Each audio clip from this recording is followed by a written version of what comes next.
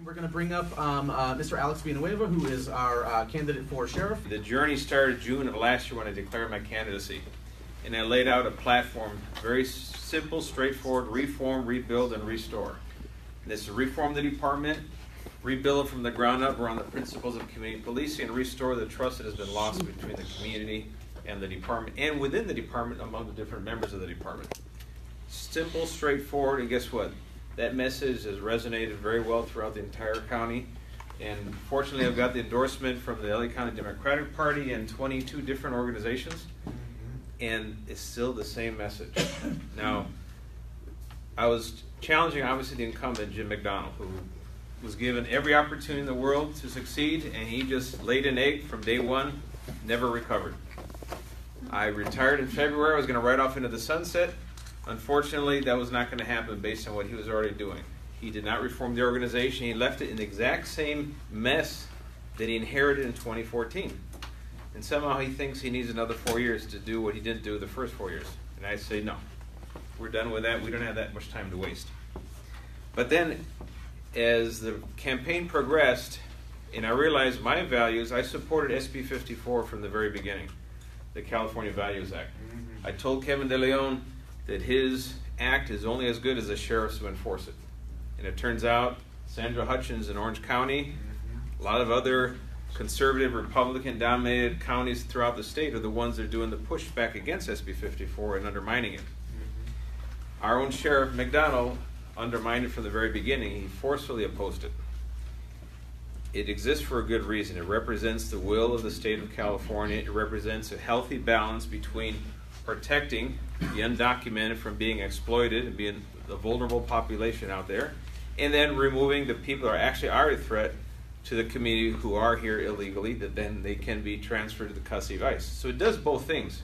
But if you listen to the right speak and say, oh my God, it's just a sanctuary state for all criminals, everybody runs free, and there's no rule of law. Totally untrue. SB 54 strikes that fine balance, and I intend to enforce it as sheriff. Now, my other opponent, Mr. Bob Lindsay, he turns out that his entire campaign is about guns for all. CCW, that literally is the entire campaign. A very telling article came out from Variety.com, you know, the Hollywood Inside magazine. It just came out on the 24th, and it turns out that I'm being outspent 30-1. Whoa. Wow. And some big money dumped over $200,000 into an independent campaign expenditure for Bob Lindsay. Really? None other than the owner of Relativity Media, Ryan Kavanaugh, Hollywood producer, who used to be a reserve on the department, used to have a CCW, and he was buddies with none other than Paul Tanaka. Oh. And he was the one that landed his private helicopter onto a sheriff's department helipad, unauthorized. This made the news a few years back, and then, of course, he was kicked out of the reserve program. His CCW was revoked. CCW is? Concealed weapon permit. Right. So Mr. Lindsay's entire campaign is about the Second Amendment and guns for everybody. Guns for teachers in the schools, CCW for anybody who asks. They even have a phrase where they call it shall issue. Because the chiefs of police and the sheriffs of the state of California are the ones that issue concealed weapon permits. My platform is very, very simple. I respect the Second Amendment. I believe in gun control, and they're not opposing philosophies. They can coexist with sensible gun legislation. And as sheriff, I will grant concealed weapon permits based on good cause, which is establishing a demonstrable threat, documented, and guess what? If you meet all the criteria, the backgrounds, training, and all that, you get your CCW. No more, no less. And that's basically honoring the rule of law. Who would have thought that actually following the law is the right thing to do, right? But he thinks it be shall issue. So anybody who demands a concealed weapon permit shall be granted it. And the trolls have been attacking my social media day and night for months now, all over this Second Amendment thing. I've been called a used condom, wet diaper, moron, communist, Marxist, pig, you name it, they've thrown the book at me.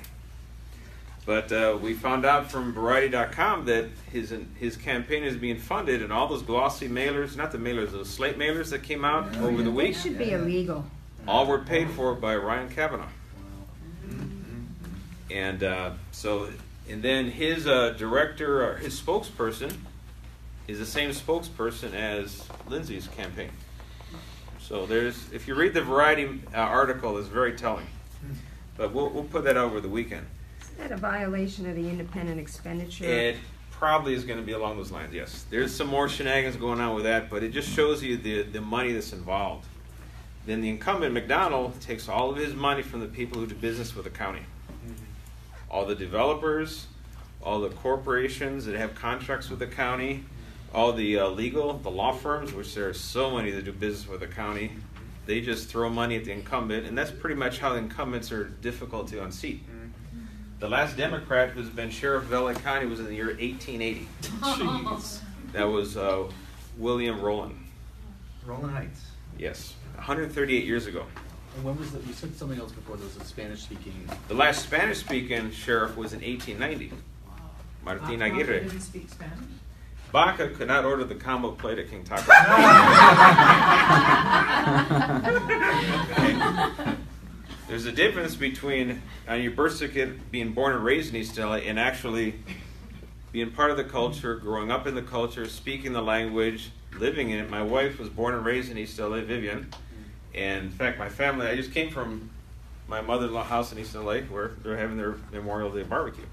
So there's a big difference. And we need to represent the entire county. The Sheriff's Department needs to reflect the diversity of Los Angeles County in its entirety. It doesn't do it today. And both Lindsay represents the failed past of Lee Baca, and McDonald has embraced the Paul Tanaka crowd of the present. And they both are career bureaucrats, are not getting the job done. And I'm proposing to start afresh, making the department work for everybody. And I need your help. In fact, I'm so outgunned now, 30-1, and especially with that big drive to get that CCW thing. Now the Second Amendment crowd are really obsessed with LA County, because remember, from a political standpoint, the NRA and that crowd would love nothing else than to have the crown jewel of the deepest blue county in the deepest blue state to be a shall issue county. That's what's at stake now. This is something that a month ago I didn't quite appreciate it until I looked through all the campaign finances and I started seeing the bigger picture and realizing, wow, they're pushing hard. It's terrifying. Thank you, first of all, for supporting gun control and the Second Amendment. The third word of the Second Amendment is regulation, a well-regulated militia. So to me, it's obvious that we're failing. The elected officials are failing in their mandate from the Second Amendment to regulate the militia well. So your support of the Second Amendment and gun control is terrific. I want to encourage you to, every time someone says anything to you about the Second Amendment, you tell them well-regulated. Regulations are absolutely required. And second, I want to ask you, will you support the creation of a totally separate entity, a system of investigating and prosecuting law enforcement officials that is completely outside any DA, any current prosecution system that relies on law enforcement officials for the success of their careers? I can offer you something close to it, but I can't go all the way for a practical reason. One is the district attorney is by law impaneled with investigating corruption within law enforcement. The current district attorney doesn't do a very good job at it. Case in point is the chief of police of LAPD, Charlie Beck, recommended one of his own officers be prosecuted. The evidence appeared like, even the officer's own partner said, I don't know what he was doing. Yeah. It seemed like it was a slam dunk, at least to prosecute and let a jury decide. But Jackie Lacey decided not to prosecute. Who created the law that requires the DA to investigate? Now that's in the state constitution. So we need a constitutional amendment to create the However, system. I do not believe that we should be investigating ourselves when it comes to our own shootings. No. Because we have an implicit bias to basically redeem ourselves and find any exculpatory evidence, amplify it, and things that are, point towards guilt or point towards liability get diminished. And that's true of any organization, because the next of kin, for example, if it's a fatal police shooting, what are they going to do? They're going to sue. So when they're doing the investigation, they know they're under the gun to make the case to make their agency look better. So I would like to see, and I will approach LAPD with this idea, that I'd like to have a separate unit comprised of a collection of people from different agencies to then investigate fatal shootings and exclude, as a voting member, anyone who's from the agency that's being investigated. So that way we at least get some separation and some objectivity in the investigative process. But you still need to have it occur under the umbrella of public agencies, through the district attorney, and through the actual agencies. I asked Dave Jones if he would do it, if the state attorney general would do it, and he said he would. If we can create the apparatus within the Constitution or alter the Constitution to embrace this concept, I'd say that'd be a plus, because I think it would be a win-win for everyone. It would be transparent, it'd be objective, and then the facts would be decided by the evidence that's available, not by political calculus or someone who's doing cooking the books on the investigation to make their agency, less liable in a lawsuit, which is a current problem. And that's the hurdle that plaintiffs always have to overcome. Is it true that you oppose granting subpoena power to the Citizens Oversight Committee? Yes, and there's a specific reason why. Okay. Two reasons, actually. One is I want to give the subpoena power to the Inspector General. But the problem is that the California Peace Officer Bill of Rights grants a certain amount of confidentiality to police records. But if you give the subpoena power to the Oversight Commission, now you're going to have two things that are coming into conflict with each other. Because the unions, they're going to rely on the Peace Officer Bill of Rights to say you cannot release this document, and then the sheriff or any official in that capacity can say, wait a minute, the Constitution actually holds that my position is not subject to being ordered by a county level agency because it's a constitutional office. So again, you'd have to amend the state constitution to enforce that. You could do that, but that measure does not satisfy that. It's going to create that legal problem that is not resolved. And there are some confidential records, especially the individual police records. It is not appropriate for the commission to be pulling those. You want the individual inspector general to do that, and then he can report to the commission, I reviewed all the material, all the confidential material. I can say this investigation was good.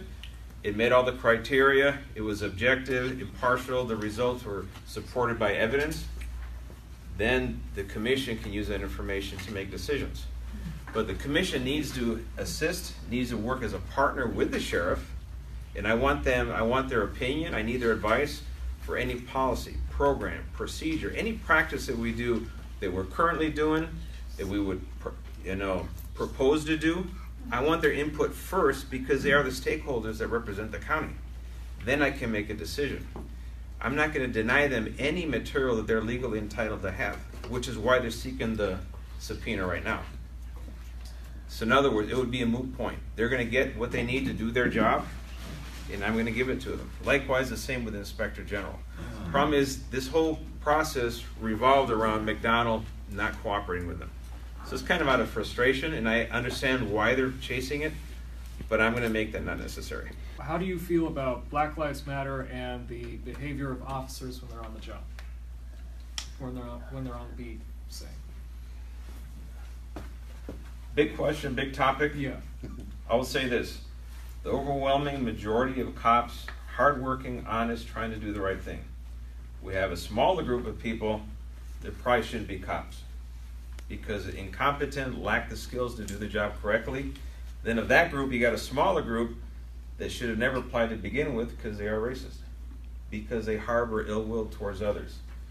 And we're stuck with them. When you have incidents, particularly fatal shootings or use of force involving lethal force, then these things come to light. Well, who was involved? What was the reason for the stop? What was the reasonable suspicion to detain? What was their probable cause to arrest?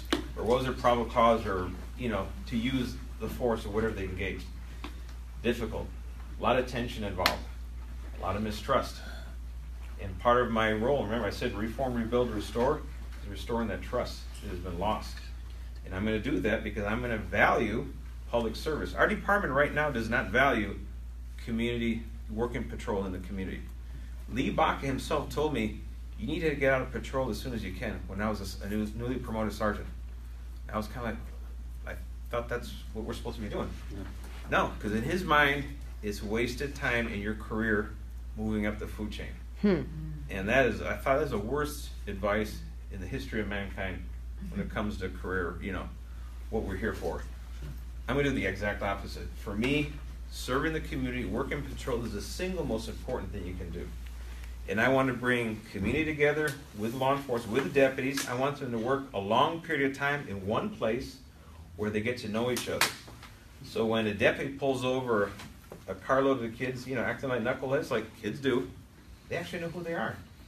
They know where they live. They know the parents. In fact, the parents call them and say, hey, tell little Johnny to get his butt home, stuff like that. What used to be a normal interaction back in the 50s and 60s before we became a paramilitarized force, that was common. In fact, I remember in 1968, Rochester, New York, when I grew up there, the local cops brought my older brother home. And my eyes were bug-eyed. I'd never seen a policeman before in the driveway, and my older brother was in the car. Just dropped him home to my mom, and mom slapped him side the head. And it was normal. There was a healthy interaction at the time. Of course, this is 1968, but we've lost that. My question was the list of the bad apples, right? Mm-hmm. McDonald has been saying he wants it released, right? And yet opposition to the release from the union and apparently the law. I assume, I hope that you're for this list of bad apples. I don't understand why these bad apples are still sheriff's deputies. I will tell you this. In fact, I'm glad you asked that question. Yeah. It's not there's a list of bad apples that shouldn't be released. The problem is the entire process of creating the list is compromised. There's people that belong on the list that probably shouldn't be employed. There's people on the list that have no business being on the list because they were wrongfully prosecuted for political reasons under the regime of Baca and Tanaka, and they're on that list. We need to repair the entire apparatus, be it internal affairs, internal criminal investigations, fix the list, and we're going to have to do a thorough inventory of all our personnel, all those investigations that happened. This is part of a truth and reconciliation process. When you go through 20 years of unchecked corruption, 20 years, you generate a lot of bad information, a lot of bad decisions, and releasing that list, as faulty as it is, you might wind up with 20, 30 lawsuits of people who are on the list now that you aligned, and they can say, no, I was screwed over by Lee Baca and Paul Tanaka because of X, Y, and Z reasons. Now we dug ourselves in the deeper hole. I need to fix the entire thing from the very beginning, and this is part of that reform process, and we have to bite the bullet and realize that whole list, that was nothing but McDonald, a little shiny object, just like Trump does. Here's a little shiny object to chase. Oh, look, we got a list, No. He said he wanted clarification. You know where you get your clarification from? You ask the district attorney for clarification because he's wondering about the legalities of the list or not. You ask the attorney general for clarification. You have county counsel. We have dozens of attorneys on county counsel. You ask for their thought, their legal opinion. That's your clarification. You don't do an action in hopes that a union sues you, so then you have to defend in the lawsuit and then claim that you're just seeking clarification. That's absolutely hogwash. And part of the truth and reconciliation process is we're going to uncover people that got screwed over. And this is not within the department now. I'm talking in the public. People who are wrongfully prosecuted. We might have people wrongfully imprisoned right now as a result of some shady actions that happened back, when they were in charge. We need to fix that. We need to reclaim that mantle of honesty and integrity. And it's going to take a lot of hard work, but it has to start by recognizing where we're at. A few weeks ago, an activist interviewed you on video, and he asked you what you're going to do as sheriff to curb the horrific rate of excessive and sometimes deadly uses of force. And your response was, well, we need more training. But you were very quick to qualify that statement with, but we got to be careful not to be too punitive in our disciplinary process, or we're going to disincentivize cops from doing their jobs. They're going to be terrified of being prosecuted, I was wondering if you'd like to expand on that response. When I talk about disincentivizing cops, for example, tactical decisions, policy violations that do not result in any harm to anyone, they should be a learning point. And they should be documentation, and the employee should be allowed to move on. But when we take and decide to put their career on hold for 2 or 3 years, and then maybe discipline them after a lengthy investigative process, then all we end up with is the bitter, angry employee. We lost their productivity for all that time, and as an organization, we did not improve. In fact, we might be so backwards that we won't even tell them why they did what they did or what they did wrong until many months later. And all of a sudden, out of the blue, you mean I did X, Y, and Z wrong, but you could have told me that 9 months ago when it was going on, because I could have done it again and again. You never would have told me. That's how mindless the process is right now. But when it comes to application of deadly force, that's a different animal now, because now we have people in jeopardy. Okay? We need to make those decisions accurately. They need to be on the spot. Sometimes there's a saying in law enforcement, I don't know if you've ever heard of it, it's better to be judged by 12 than carried by 6. You ever heard that? Well, it points to basically, if you make a mistake tactically where there's a life being threatened and you make the wrong mistake, you wind up dead, someone winds up dead, you're going to be carried by 6, versus you made a mistake, you're going to be sued, and you're going to be judged by a jury of 12. So it's a saying in law enforcement. But we want to get past that saying, because we want to have the confidence that we're training our people competently. We're not right now. We're so understaffed, so over budget and understaffed at the same time. No one has the time, or no unit commander can pull a deputy out of the field for 40 hours or 8 hours of training, because then there's no one left to take their spot to answer 911 and go work in the field. That's how difficult it is. There's a lot of good training out there. Has to do with de-escalation of force. Has to do with tactical communications. Has to do with organizing, coordinating critical incidents in the field. There's a lot of leadership involved in these, and guess what? Your family member's life may be at stake, and it's going to be a rookie deputy rolling out there. They had the call in their box, and they're coordinating the units to go to your house, then figure out what to do when they get there.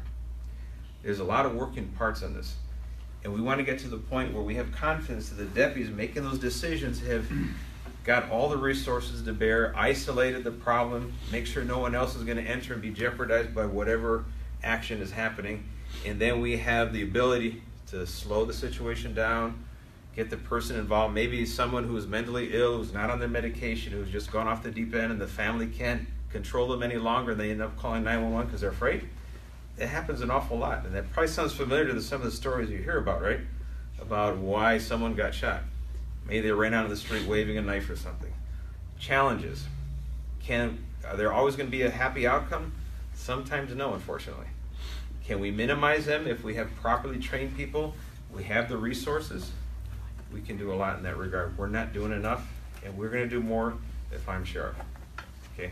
And I understand your point, and your perspective is shared by a lot of people. There's a lot of concern.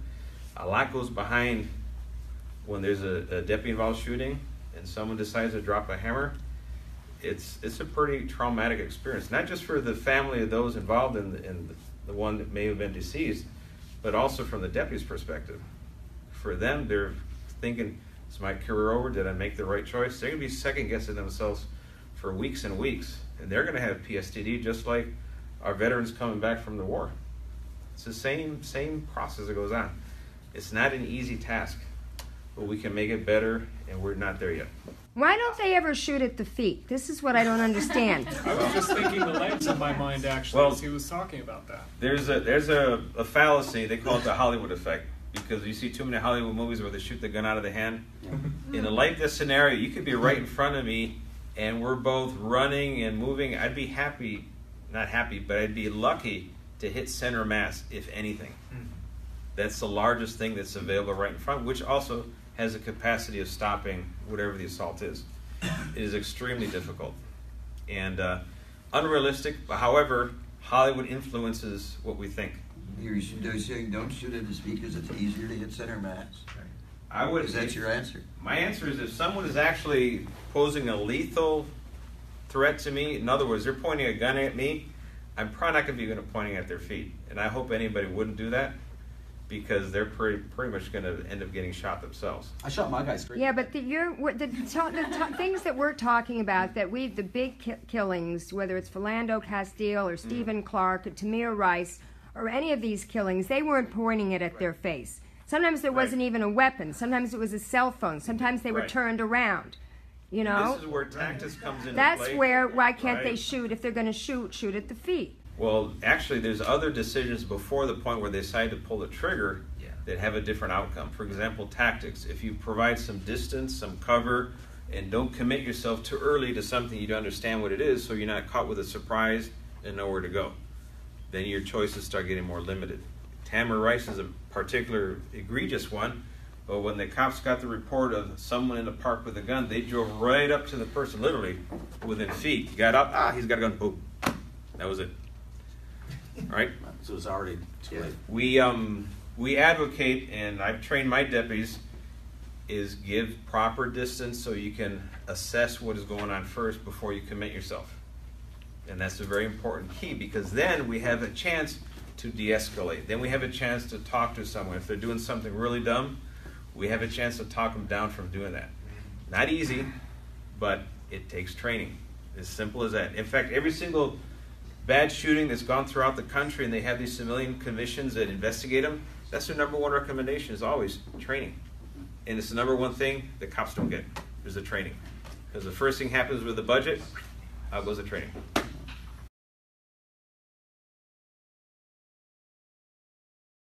I have been circulating petitions for the Reform LA Jails Act to get on the ballot in November, that instead of spending $3.5 billion to build new jails, that they should do a study of how that money can be better spent on treatment for people who suffer from mental illness, who are substance abusers, and for the homeless, and more civilian oversight over in the Sheriff's Department, which you were touching on a little bit there.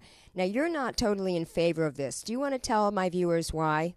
Well, I'm in favor of the study part. In fact, that's something I'm advocating, is something we need to do, definitely, because we've just layered more bureaucracy upon more bureaucracy, and we have outdated custody facilities, or the entire jail system, that does not meet our needs at all, because there's so many things that we can be doing to keep people out of jail, lower the recidivism rate, treat people with mental illness, the homeless, that keep cycling through our jail system. They do not belong there.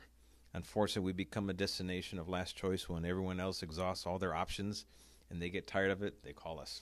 Yeah. And we have to eliminate the most expensive thing we can do, which is incarcerate someone, to be the first solution on the table.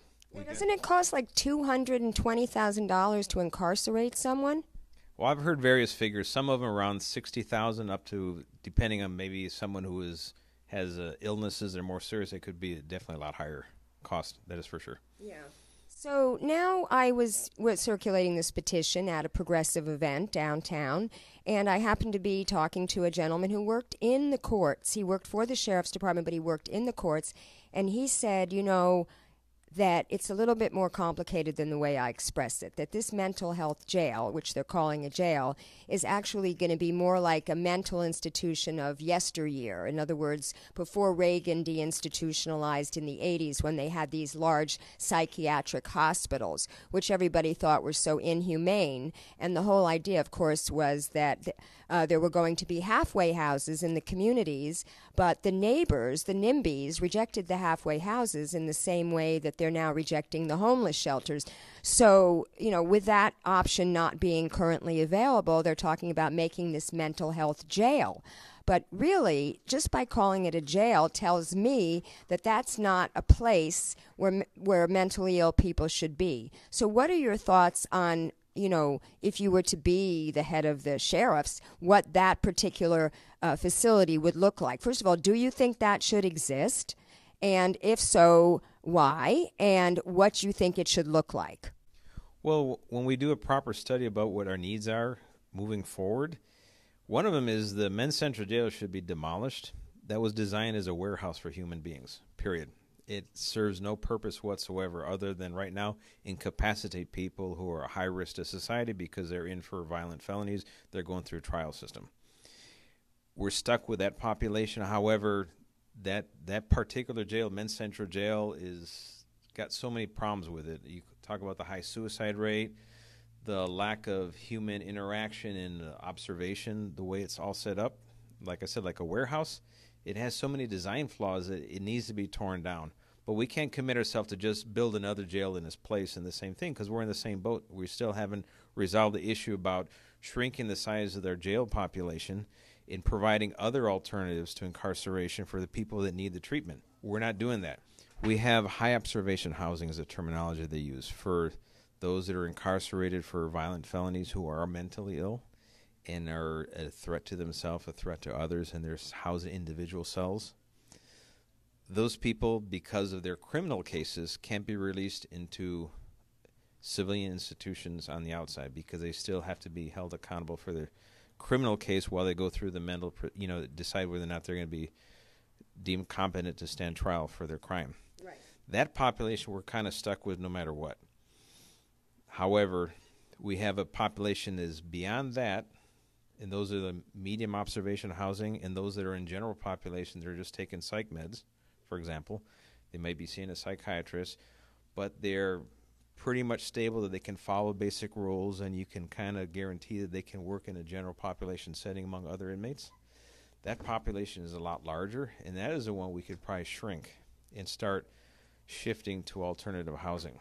And that's where it's going to impact the size of what we do when we commit those funds to replacing Men's Central Jail. And we can definitely increase our capacity for other facilities, mental facilities that are not confined institutions, correctional institutions.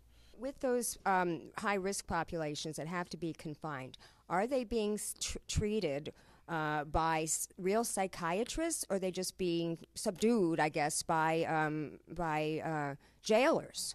No, we have a Department of Mental Health who works hand in hand with the Medical Services Bureau. So we have the medical team, we have the mental health, we have the clinicians, we have the psychiatrists, and we have then the deputies working on the security side in the high observation housing modules, and they triage all the inmates, and they're seen multiple times during the day. They're taken out for their pill call, for their medication. They're provided, Title 15 governs their actual stay in custody, the conditions for their confinement. So they have to be outside of their cell for a number of hours per day. They have to receive certain programming and interaction with other inmates and with the clinicians. So these are not deputies that do this, the jailing staff. These are actually mental health personnel from the county. Okay, now let me ask you about the medications, because you were saying they get dispensed meds. We hear a lot about people in jail, instead of getting treatment, they're just medicated, overly medicated. My understanding from things that I've read is that Seroquel, which is a very potent antipsychotic, supposed to be used for schizophrenics and other people with psychosis, is being used because it's cheap and they become addicted to it, and when they get off it, they go through Seroquel withdrawal, and they get crazy because it is so highly addictive. Do you think that that is the proper way to be treating people with medication rather than with psychotherapy? Seroquel is used in the jail system. When I was working at CRDF, which is a women's jail in Linwood, and I was liaison with the Department of Mental Health, so I was aware that those were some of the medications that were prescribed. One of them was Seroquel, and actually among the inmates, they would squirrel it away and try to hide it, and then they'd try to barter it with other inmates because it was a popular thing to consume, those that were not prescribed the medication. And that's an issue that I probably don't have the education to speak to intelligently. I'd refer to people that are in the mental health field, particularly psychiatrists, the ones that do the prescriptions. Yeah. And I would hope that in their plan, a treatment plan is one that can wean them off that, because some of them are so violently uncontrollable that they will harm themselves to the point where they're going to bang their head against the wall. They're going to try to jump from a tier down. So we're kind of stuck between a rock and a hard place. Do we provide them a treatment, get them out of their binds or their restraints, But then if we put them in the restraints, then that's inhumane too. So there's not a lot of good choices when we get to that point. Yeah. And we got to make sure that whatever practices are ones that are supported by the mental health field, the professional field, supported by doctors as well, the medical field, both the mental and the medical people, make sure that the treatment plans are acceptable and the standards are the ones that are acceptable as a whole, and there's not some lower standard because it's in a jail facility. We hear about people that don't go into jail being criminals, and then they come out criminals. Obviously, that's happening. What do you do to make sure that that doesn't happen any longer, and that they actually get rehabilitated so that they don't come back into jail? Well, one thing is we got to make sure when we classify the inmates in the population as they come in, we got to make sure they're classified properly. So those that pose the highest risk have the highest classification. And basically we pair the apples with the apples and the oranges with the oranges. We don't want to have someone who's in for like a double murder trial being paired with someone who's a low-level, offender. Because that acculturation process, unfortunately, is going to be harmful for the one who's in for the minor offenses. And we had the education-based incarceration, and McDonald defunded it, and it's kind of gone away. But the whole idea behind someone staying in a custody facility is they should leave in better shape than they entered it. If they didn't, well, we failed to do our job because we're not improving the situation when they do get released, because people get released. The idea that we just lock them up and throw away the key is not going to do anybody any good because it's unrealistic. They're going to be released into society, and in what condition are they going to be released? Let's give them the tools so they can earn an honest living. Give them tools to learn how to de-escalate situations and not use violence as a method to resolve, conflict. And then we're going to go a long way towards improving that recidivism rate. We went to a 2-hour workshop by Critical Resistance, and they're an organization that believes in prison abolition. They're not in favor of this petition we're circulating because they think it's reformist. They would like to see prisons abolished. When I think about that, I say, but there are still, at first I said bad people, and then I was corrected, it's not bad people, it's people that do bad things, like rapists and murderers that should not be, left in the streets. But then on the other hand, we watch a movie like Michael Moore's Where to Invade Next, and we see how prisoners are being treated in other countries. I think it might have been Finland. They showed them, all these prisoners, murderers, like cooking in a kitchen, and they were using, organic ingredients. They had a farm on the property. These prisoners were handling chef's knives, and they were being treated by human beings, not like animals that were being caged up. And it made me think about, how we treat prisoners in our country. And then it made me think of the prison industrial complex and private prisons and how there's a lot of money to be made in incarcerating people. And now there's money to be made in these immigrant detention centers. And I know I've brought up a lot of issues, but do you have any thoughts on any of them? Well, I definitely do not agree with private prisons. That's a non-starter for me. They should just disappear because I think no one should be making a profit out of the other person's loss of constitutional liberties. No, that's a no-go. They should be. Regarding how other countries treat their incarcerated population, I think it would do us good to actually learn what other people do because we have one of the highest incarceration rates in the entire world. Yes, we do. And we can't point to it as being a sign of success for somehow a massive drop in crime. We still have massive crime even with the high incarceration rate. So we can't use that as a model of somehow success. We need to start paying attention to what other people are doing and think outside the box of our prison industrial complex like you speak of. For example, how does someone who committed a crime against another person, can they make them whole again? Does it involve incarcerating them? For us, incarceration should be people who pose a physical threat to society. Those are the ones we should focus on incarcerating them only because the harm that they pose to other people. But outside of that, there's a lot of other crimes we could probably do better things for them than locking them up. And we need to pursue all these alternatives and be honest with ourselves about it because taxpayers don't want to shell out more and more money. And that's why we're in the position we are today with AB 109, Props 4757, because way back in the day when it was real popular to throw everybody in jail, no one wanted to pay the taxes to cover the cost. So in essence, we're a victim of our policies of the 80s with the prison overcrowding. And now it's come to bear. We're paying the price. AB 109 is directly responsible, a result of that, because the state pushed their population problem onto the counties.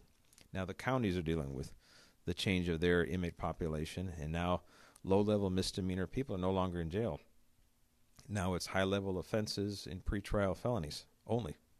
Now, you find a lot of NIMBYs. You find them complaining about Proposition 47 because they're saying that now all these criminals are released and these crime rates are going up. I don't know myself that you can tie the increase in crime rate to Proposition 47. I think it more has to do with a widening income inequality, and we just have so many more poor people now that a lot of them are resorting to some of these petty crimes just to make ends meet. What are your thoughts? You have so many different variables in play. One of them is unemployment, income inequality, high cost of living, high cost of housing, for example. You have also migration patterns within the United States. You have a lot of people coming attracted to California because this is where you get discovered. That puts a lot of young people on the streets with very little resources, and that creates a lot of problems in of itself. So there's too many variables to decide one thing or another cause or not a rise in crime. And I'd have to see an honest study that picks apart the entire thing, and I haven't seen that yet. So I'm going to hold my judgment until I get more information. That'd probably be the most prudent thing. You just had Brother Africa, and he was shot on Skid Row, and the city just paid a large settlement to his family. Shouldn't it be when somebody is having trouble with a mentally ill relative, let's say, that they call somebody other than the sheriffs? Couldn't there be like a mental health unit where a unarmed therapist would come to handle the situation? I mean, why should there be a police officer handling every kind of situation that comes up if they're not the properly trained professional? Well, we do have mental health units. They call them MET teams, and they pair a clinician, a psychiatric clinician, with the deputy sheriff. But the deputy is not in uniform. It doesn't look like your traditional deputy. They're in civilian clothes, so is a clinician. So you don't have that visceral reaction from the person who's, might be suffering some kind of mental illness where they feel the presence of uniformed law enforcement is antagonistic. Problem is they're not that available based on the need. We need a lot more of them.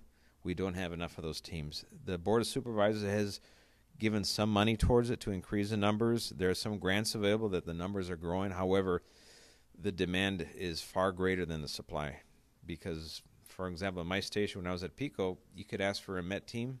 It might take them 3 or 4 hours to get there. And we need a response in 3 or 4 minutes, not 3 or 4 hours. So it's left with the deputies in uniform trying to figure out, okay, what do we do? How can we resolve this with what we have? And oftentimes the outcome is not desirable. So a lot of it is just lack of resources. But being the head sheriff, if you were to win, you would be in a position to allocate more resources from within your budget to this, and you would commit to doing so? By all means. I will commit to actually increasing, getting rid of the massive layer of fat that this organization is. Remember, it's 157 years of bureaucracy layered upon layered. It has never been actually resolved and rebuilt from the ground up based on actual need. And I'm going to do that. And that is a huge endeavor. But when we do that, we're going to see all the resources that we're going to shake loose that we can start devoting to the mental health teams, expanding the number of deputies in patrol, which means there's more available, less need for panic, less need for extended responses, more contact with the public on a regular basis, more familiarity, lowering of tensions. A lot of good comes out of this. And my final question relates to your ability to get that done, and that always goes back to money in politics. It's not just the private prison corporations and their executives that give to politicians that perpetuates the prison industrial complex. It's also the Police Protective League. It's also the Corrections Officers Union. They make money in terms of getting more jobs and getting more income and getting more benefits from perpetuating this system. How are you going to deal with that? As sheriff, you're supposed to keep the unions at arm's length. They're going to represent the interests of the employees they represent, and they have a role to do that. We have to acknowledge that because that's part of the whole union labor movement. However, they can't be in the back pocket of the sheriff. as unions in LA unfortunately have been for decades. It's changing slowly but surely, and I see right now there's a struggle going on internally within ALAS and POPA about this very thing, about the degree of cooperation with the status quo and the incumbent or not. So there's somewhat of a mini revolution going on, and I think we're going to get to a point where they're going to advocate on behalf of their personnel, as they should as a union. However, they're not going to be in the back pocket of the sheriff, and the sheriff is not going to be in their back pocket either. There should be a healthy distance between the two. Now, if people want to support you, what do you need? I need them to get on the phone, get on their social media, and just blast it. Blast my Twitter handle, Alex for Sheriff. Website is alexvillanueva.org. Facebook is Alex Villanueva for Sheriff. And then Instagram is Alex for Sheriff. Thank you very much. You have my vote, and good luck. Oh, well, thank you.